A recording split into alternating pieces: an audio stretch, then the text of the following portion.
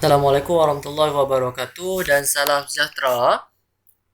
Bertemu lagi untuk video untuk eksperimen 1.3 kesan kepekatan antibiotik. Yang kita akan gunakan yang ini adalah penicillin terhadap pertumbuhan bakteria iaitu Bacillus. Harus diingat ini adalah perbincangan eksperimen sahaja. Kesan kepekatan antibiotik terhadap pertumbuhan bakteria. Tujuan eksperimen ini adalah untuk mengkaji kesan kepekatan antibiotik terhadap pertumbuhan bakteria. Penyataan masalah. Apakah kesan kepekatan antibiotik terhadap pertumbuhan bakteria? Hipotesis. Pernyataan awal, semakin tinggi kepekatan antibiotik, semakin rendah pertumbuhan bakteria. Bermaksud, sekiranya kepekatan antibiotik itu tinggi, semakin sedikit pertumbuhan bakteria. Pemboleh ubah, dimanipulasi. Kita akan ubah kepekatan antibiotik bergerak balas, iaitu hasil eksperimen kita akan lihat luas kawasan jernih, iaitu kawasan yang tidak ditumbuhi dengan bakteria. Dimalarkan penggunaan satu sahaja jenis bakteria iaitu Bacillus.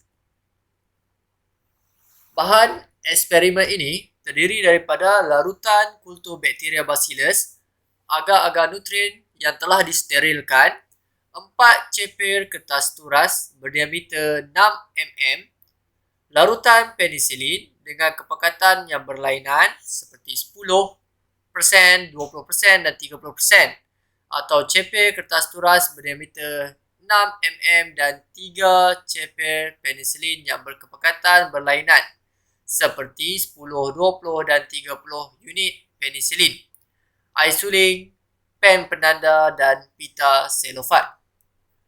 Untuk radas, kita akan gunakan piring petri dengan penutup, picagari, forset yang telah disterilkan dan kertas grid Lucina. Prosedur.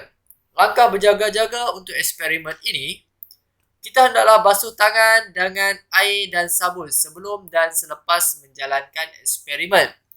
Eksperimen ini melibatkan pertumbuhan bakteria. Bila melibatkan bakteria, pastikan penggunaan dan kita punya keselamatan diri terhadap peralatan dan bahan adalah selamat. 2. Pakai sarung tangan semasa menjalankan eksperimen. Sterilkan semua bahan buangan terlebih dahulu sebelum dibuang. Rendam semua radas yang telah digunakan dalam disinfektan selepas menjalankan eksperimen. Hal ini bagi memastikan semua bakteria tidak berada pada radas mamat. Langkah yang pertama, sediakan susunan radas seperti berikut. Kita ada piring petri yang diisikan dengan agar-agar nutrien steril dan kultur bakteria Bacillus. Okey, agar-agar nutrien yang dah dicampurkan dengan kultur bakteria dimasukkan ke dalam piring petri. Kemudian, pada ceper kertas turas yang pertama, hanya direndamkan dalam air suling sahaja. Kemudian, pada ceper yang kedua, ceper kertas turas yang kedua direndam dalam larutan penicillin 10%. Ceper kertas turas yang ketiga direndam dalam larutan penicillin 20%, meningkat daripada 10% kepada 20%. Dan ceper kertas turas yang keempat direndam dalam larutan penicillin 30%. Tuangkan 1 cm padu larutan kultur bakteria ke atas agar-agar nutrien steril di dalam sebuah piring petri. Gunakan forceps steril untuk meletakkan ceper kertas turas yang direndam dalam air suling dan larutan penicillin dengan kepekatan 10%, 20% dan 30% ke atas agar-agar nutrien dan kultur bakteria Bacillus di dalam piring petri, sebagaimana yang dibuat pada gambar rajah ini. Tutup piring petri dan lekatkan penutup dengan pita selofan. Okey, tutup seperti eksperimen yang lepas. Kita akan tutup. Simpan piring petri itu di dalam almari gelap pada suhu bilik selama 3 hari. Kenapa? Kerana kita kena pastikan keadaan gelap supaya keadaan itu sesuai dengan pertumbuhan bakteria. Yang keempat, selepas 3 hari, keluarkan piring petri dari almari tersebut. Perhatikan kawasan jernih yang mengelilingi setiap ceper kertas turas di dalam piring petri.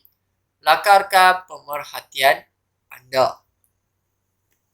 Ukur luas kawasan jernih dengan menggunakan kertas grid Luxina. Okey, kertas grid ini kita akan gunakan untuk menentukan berapa banyak kawasan jernih. Seterusnya, kita lihat pula kepada pemerhatian untuk eksperimen ini. Pemerhatian ataupun hasil eksperimen ini. Ini adalah jadual yang kita akan gunakan, iaitu kepekatan antibiotik kosong, iaitu pada air suling, 10%, 20% dan 30% kepekatan antibiotik. Luas tompok kelabu iaitu luas kawasan yang ditumbuhi dengan bakteria dan luas kawasan jernih iaitu kawasan yang tidak ditumbuhi oleh bakteria. Dalam kata lain, pada kawasan jernih itu tidak ada bakteria yang tumbuh ataupun pertumbuhan bakteria adalah terencat. Okey, ini untuk keputusan air suling. Warna kelabu itu adalah kawasan yang ditumbuhi dengan bakteria. Dengan menggunakan grid, kita dapati jumlah kotak yang mengandungi tompok kelabu adalah sebanyak 30. Manakala kawasan jernih pula adalah sebanyak 34. Untuk kepekatan antibiotik 10%. Luas tompok kelabu yang didapati adalah sebanyak 22. Manakala kawasan jernih, iaitu kawasan yang berwarna putih itu, adalah sebanyak 52. Kemudian pada antibiotik 20%. Didapati luas tompok kelabu sebanyak 16 dan luas kawasan jernih sebanyak 58.